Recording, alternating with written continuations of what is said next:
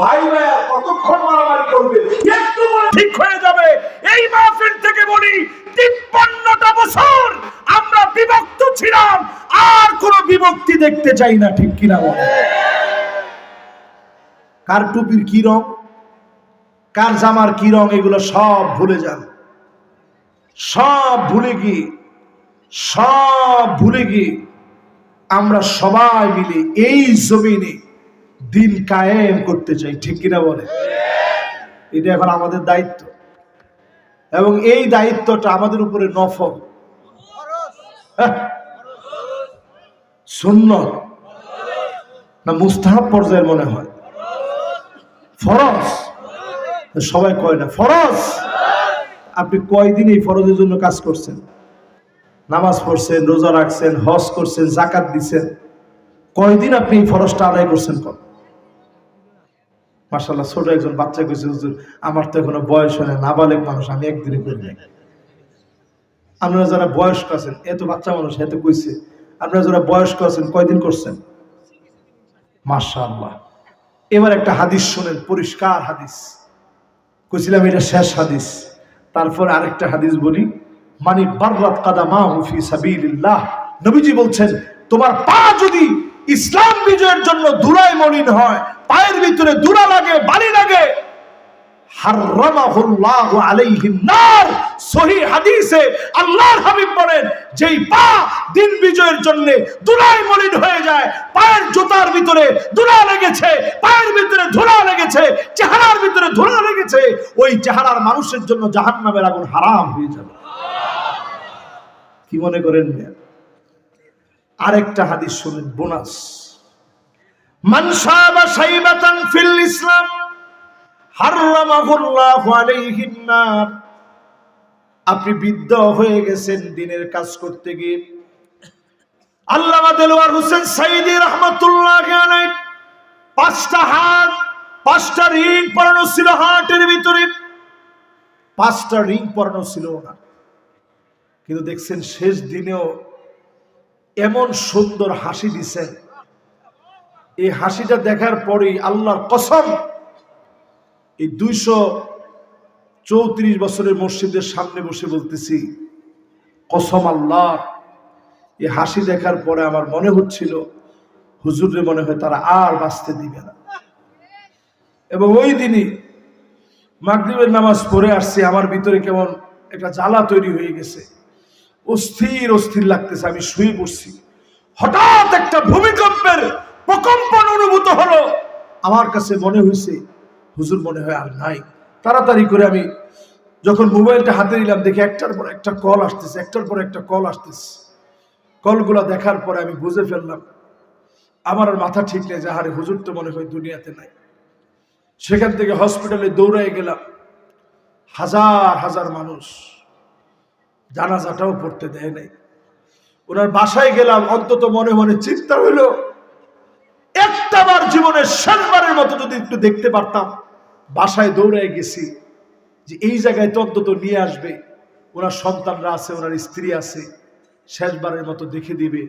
জালেমরা শেষবারের মতো দেখতেও দেয় নাই, ঠিক কিনা বলে?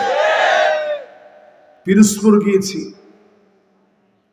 পিরোজপুর যাওয়ার পরে জানাজা হবে জোহরের নামাজের পরে, বারবার বলা হচ্ছে দ্রুত নামাজ পড়েন, নাইলে গুলি চালানো হবে। 2 বার আল্লামা হুজুরের সামনে জানাজা শুরু করছে, পিছন থেকে মানুষ চিৎকার করে তাকবীর দিয়ে বলছে, জানাজা এখন শুরু হবে না, জোহরের নামাজের 1 মিনিট আগে জানাজা পড়বো না, প্রয়োজনে শহীদ হয়ে যাব, একজন লোক এখান থেকে লড়বো না। জোরে বলেন আল্লাহু আকবার। আল্লাহু আকবার, আল্লাহু আকবার। এটা একটা চেতনার নাম, উনি স্মরণীয় হয়ে আছে। জালেমরা মুছে গেছে, আমাদের কবরের উপরে নাম তারা লিখতে দেয় নাই। আমাদের মীর কাসেম আলী আলাইহির রহমা, ওনার বাড়িতে আমি মাহফিল করতে গেছি। আমি ওই দিকে শুধু ফিরে দোয়া করতেছিলাম, এমনি দাঁড়ায় দাঁড়ায় মনের অজান্তে চোখে পানি আসছে, দোয়া করতেছি। পুলিশ এসে আমারে বলতেছে, হুজুর ওই দিকে তাকায়নি না। আমি বললাম কেন? কইছে না হুজুর, কেন কোনো উত্তর নাই, ওইদিকে তাকায় না, ঝামেলা আছে। আমি চিন্তা করলাম, আল্লাহ, দিন আসবে এমন জালেমদের নাম নেওয়ার মতো লোক খুঁজে পাওয়া যাবে না, ঠিক কিনা?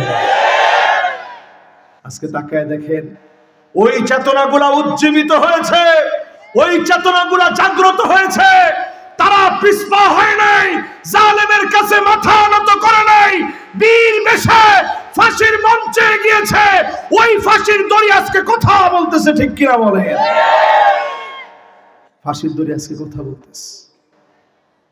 এই মাহফিলে যারা বসছেন, আজকে থেকে মনে মনে নিয়ত নেন, যেই হাদিসটা শেষ হাদিস হিসেবে বলছিলাম, নিয়ত নিয়ে ফেলেন, এই জমিন আল্লাহ আমাদেরকে উর্বর জমিন দিবেন তখন, দিনের দিকে আপনি আসবেন যখন। ইনশাআল্লাহ পড়েন, দিন বিজয়ের জন্য আমরা কি জীবন দিতে প্রস্তুত আছি?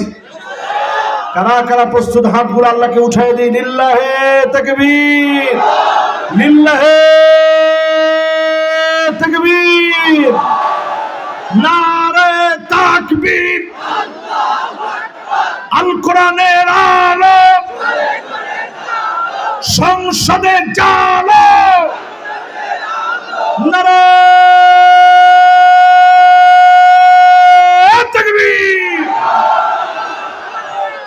এবার হাতগুলা নামান, পকেটের দিকে হাতগুলা দেন।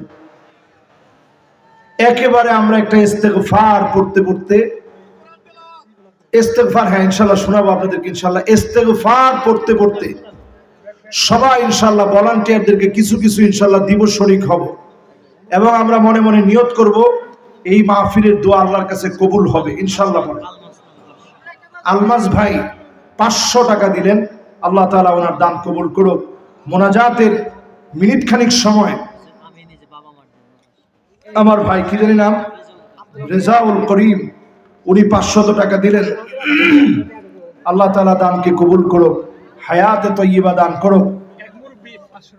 মাশাআল্লাহ, আরেকজন মুরব্বী, তিনিও 500 টাকা দিলেন। আল্লাহ তাআলা দান কবুল করুক, মঞ্জুর করুক, হায়াতে তয়্যিবা দান করুক। পড়েন আমিন। সিহা ওয়াল আফিয়া আল্লাহ তাআলা দান করে দিক। সবাই আমরা বসি। আমাদের প্রতিনিধি ওয়াজ করলো যে আব্দুল্লাহ সরকার, উনি 1000 টাকা দিয়েছেন। মাশাআল্লাহ, এই মসজিদের যিনি সম্মানিত